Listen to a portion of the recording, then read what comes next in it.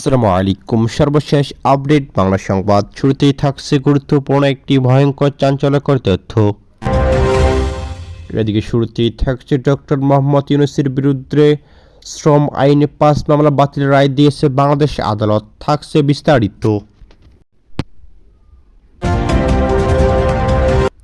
এদিকে থাকছে আওয়ামী লীগকে নিষিদ্ধের প্রশ্নে কোনো আপোষ চলবে না বলে জানিয়েছেন বাংলাদেশ গণ অধিকার পরিষদের সাবেক সভাপতি নুরুল হক নুরু। থাকছে বিস্তারিত এবং সবশেষ জানিয়ে দেব। এদিকে আওয়ামী লীগ হিন্দুদের উপর হামলা করে সেই ছবি পশ্চিমা রাষ্ট্রে বিক্রি করতে চায় বলে জানিয়েছেন জুনাইদ আল সাকি। বিস্তারিত প্রতিবেদনে। এতক্ষণ শুনছিলেন সংবাদ শিরোনাম, এবার থাকছে বিস্তারিত। নোবেল বিজয়ী অর্থনীতিবিদ ও অন্তর্বর্তী সরকারের প্রধান উপদেষ্টা অধ্যাপক ডক্টর মোহাম্মদ ইউনূসের বিরুদ্ধে ঢাকার শ্রম আদালতে করা 5 মামলার কার্যক্রম বাতিল করে হাইকোর্টের দেওয়া রায় বহাল রেখেছেন সুপ্রিম কোর্টের আপিল বিভাগ। এদিকে আপিল বিভাগের জ্যেষ্ঠ বিচারপতি আশরাফুল ইসলামের নেতৃত্বাধীন আপিল বিভাগকে নির্দেশ দিয়েছেন আজ। এদিকে সময় রাষ্ট্রপক্ষে শুনানি করে অতিরিক্ত অ্যাটর্নি জেনারেল আনিক আর হক ডক্টর মোহাম্মদ ইউনূসের পক্ষে শুনানি করেন। ব্যারিস্টার মোস্তাফিজুর রহমান খান সহ সেখানে উপস্থিত ছিলেন। এদিকে ব্যারিস্টার মোস্তাফিজুর রহমান জানান, 2019 সালে গ্রামীণ টেলিকমিশনের চেয়ারম্যান ঢাকাকালীন ডক্টর ইউনূসের বিরুদ্ধে সংশ্লিষ্ট শ্রম আদালতে 5টি পৃথক মামলা দায়ের করা হয়েছিল। 2010 সালে তার বিরুদ্ধে মানহানির অভিযোগে আরেকটি মামলা করা হয়েছিল। এদিকে ডক্টর মোহাম্মদ ইউনূসের আবেদনের পরিপ্রেক্ষিতে এই মামলাগুলোর কার্যক্রম কেন অবৈধ ঘোষণা করা হবে না জানতে চেয়ে পৃথক রুল জারি করে রুলের উপর শুনানি শেষে চলতি বছরের 24 অক্টোবর হাইকোর্ট বেঞ্চ মামলাগুলোর কার্যক্রম বাতিল করে দেন বলে জানান ডক্টর মোহাম্মদ ইউনূসের আইনজীবীরা। এদিকে আদেশের বিরুদ্ধে রাষ্ট্রপক্ষে আপিল করে যার শুনানি শেষে আজ রায় দিলেন সুপ্রিম কোর্টের আপিল বিভাগ। গত 5 আগস্ট বাংলাদেশের সাবেক প্রধানমন্ত্রী শেখ হাসিনা দেশ ছেড়ে পালিয়ে চলে যান। এরপর অধ্যাপক ডক্টর মোহাম্মদ ইউনূস 8 আগস্ট শপথ গ্রহণ করেছেন। গণ অধিকার পরিষদের সভাপতি নুরুল হক নুর বলেছেন, আওয়ামী লীগকে পুনর্বাসনের জন্য দেশি বিদেশি ষড়যন্ত্র চলছে। এদিকে আওয়ামী লীগ গত 15 বছরের দেশে যে ফ্যাসিবাদ কায়েম করেছেন তা পুনরাবৃত্তি হতে দেওয়া যাবে না। এদিকে ছাত্র জনতার আন্দোলনে নতুন দেশ পেয়েছে, সেখানে কেউ কেউ ফ্যাসিবাদের সঙ্গে আঁতাত করেছে, তাদের ফিরিয়ে আনার কথা বলছে। দেশের স্বাধীনতা ও সার্বভৌমত্ব বিসর্জন দিয়ে আওয়ামী লীগ দেশকে ভারতের তাবেদার রাষ্ট্রে পরিণত করেছেন। এদিকে আওয়ামী লীগের প্রশ্নে আমরা সবাই যেন এক থামতে পারি, সে লক্ষ্যে সবাই ঐক্যবদ্ধ হতে হবে। আওয়ামী লীগকে নিষিদ্ধের প্রশ্নে কোনো আপোষ চলবে না।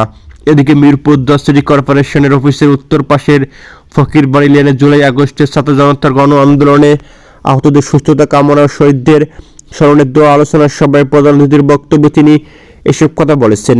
গণ অধিকার পরিষদের ঢাকা মহানগর উত্তর মিরপুর জোন দোয়া আলোচনা সভার আয়োজন করেছে। এদিন নুরুল হক নুর বলেন, গণ অভ্যুত্থানের পর সবাই নিজ নিজ কাজে ফিরে যেতে গেছেন, কিন্তু আপনাদের মনে রাখতে হবে পরাজিত শক্তি যে কোনো সময় ফিরে আসতে পারে, তাই সবাইকে সজাগ থাকতে হবে।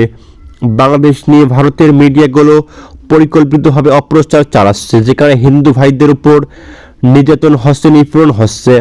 এমন নির্লজ্জ মিথ্যাচার আর হতে পারে না। এদিকে ভারতে বাংলাদেশের উপ হাইকমিশনে হামলা করেছে একদিকে অপপ্রচার, কোনো দিকে হামলা। এসব করে ভারত যুদ্ধ পরিস্থিতি তৈরি করতে চাইছে। আমরা বলছি দুই দেশের সম্পর্ক হবে ন্যায্যতার ভিত্তিতে, তাহলে ভারত কেন বিরূপ আচরণ করেছে? তিনি বলেন, পৃথিবীর বিভিন্ন দেশে যারা বাংলাদেশি রয়েছেন তাদের বলবো আপনারা এর বিরুদ্ধে প্রতিবাদ গড়ে তুলুন। নুরুল হক নুর আরও বলেন, শেখ হাসিনার আমলে যে দানবীয় রাষ্ট্র গড়ে তুলেছিল তার পরিবর্তনের জন্য ছাত্র জনতা জীবন দিয়েছিল। রাতারাতি নির্বাচন হলে এই পরিস্থিতির পরিবর্তন হবে না।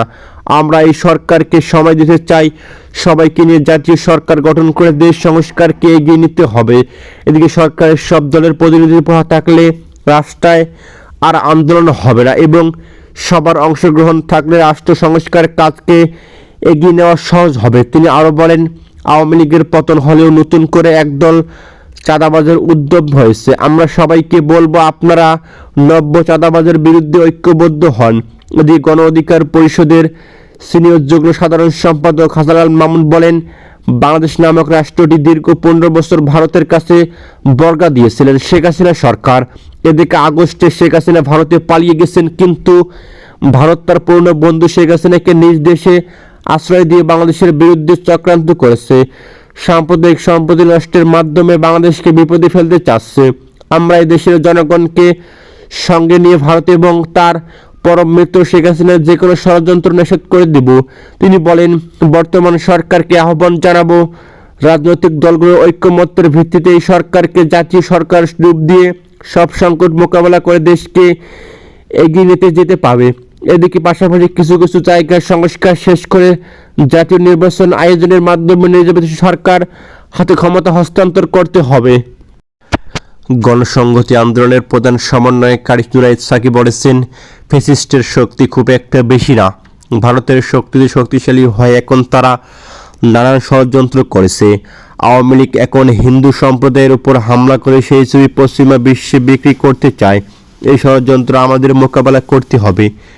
তিনি বলেন, ভারতের মিডিয়া এখন বাংলাদেশের বিরুদ্ধে অপপ্রচার লেগে গেছে আর পশ্চিমাদের বোঝাতে চাইছে এখানে কোনো সংখ্যালঘু ধর্মীয় সম্প্রদায়ের মানুষ নিরাপদে নাই। এই ষড়যন্ত্র মোকাবেলা করতে আমাদের জনগণকে ঐক্যবদ্ধ হতে হবে। এদিকে গাজীপুরের চান্দনা চৌরাস্তা এলাকায় গণসংহতি আন্দোলনের আয়োজনে গণসংলাপ অনুষ্ঠানের প্রধান অতিথির বক্তব্যে তিনি এসব কথা বলেছেন। জুনায়েদ সাকি বলেন, মুসলমানদের সংখ্যা বেশি, কাজেই তাদের দায়িত্ব বেশি, তবে সব ধর্মের মানুষকে ঐক্যবদ্ধ রাখতে হবে, তাদের কেউ যেন বঞ্চনার শিকার না হয়। বাংলাদেশে যদি একজন হিন্দু, বৌদ্ধ, খ্রিস্টান কোনোভাবে অপমানিত হয়, আক্রান্ত হয়, তাহলে এটা মুসলমানদের জন্য গর্বের ব্যাপার মোটেই না, কাজেই আমাদেরকে ঐক্যবদ্ধ থাকতে হবে। তিনি আরও বলেন, জুলাই আগস্টে আমাদের ছাত্র শ্রমিকরা আত্মত্যাগ করেছেন। একটা সশস্ত্র রাষ্ট্র শক্তির বিরুদ্ধে তারা টিয়ারশেল, গ্যাস, লাঠিচার্জ, সরাসরি গুলি, সরাসরি মানুষ মেরে ফেলার মতন সেরকম গুলি তারা ছড়েছেন, সাউন্ড গ্রেনেড ছুড়ে আতঙ্ক সৃষ্টি করেছেন, হেলিকপ্টার থেকে গুলি করেছেন, দূর থেকে লক্ষ্য করে গুলি করে হত্যা করেছেন। তিনি বলেন, আমরা একটা নতুন রাজনৈতিক বন্দোবস্ত চাই, যে বন্দোবস্ত শেখ হাসিনা বানিয়ে দিয়ে গেছে, কিংবা 53 বছর ধরে যে বন্দোবস্ত চলছে, এই যে একটা স্বৈরাচারী বন্দোবস্ত, এটাকে একটি ফ্যাসিস্ট বন্দোবস্ত করেছেন শেখ হাসিনা। এদিকে সাংবিধানিকভাবে এমনভাবে বানিয়েছেন যে সাংবিধানিক প্রক্রিয়া ঢুকিয়ে যা ইচ্ছে তাই করা যায়। এরপর রাষ্ট্রের প্রতিষ্ঠানগুলো সব পকেটে ঢুকিয়েছেন। তিনি বলেন, বাংলাদেশের জিডিপি মানুষ অর্থনীতির যে আকার $500 মিলিয়ন বেশি ছিল, সেই $500 মিলিয়ন $250 মিলিয়ন বেশি নিয়ে গেছেন হাসিনা সরকার। এদিকে তিনি আরও বলেন, আমরা কি সবাই নিশ্চিত করে বলতে পারি যে আমরা গণতান্ত্রিক বাংলাদেশে পৌঁছাতে পারবো? আমরা কি গ্যারান্টি দিয়ে বলতে পারি এই দেশে আবারও ফ্যাসিবাদ ফিরিয়ে আসবে না? কোনটা ঘটবে এটা আপনাদের উপর নির্ভর করবে।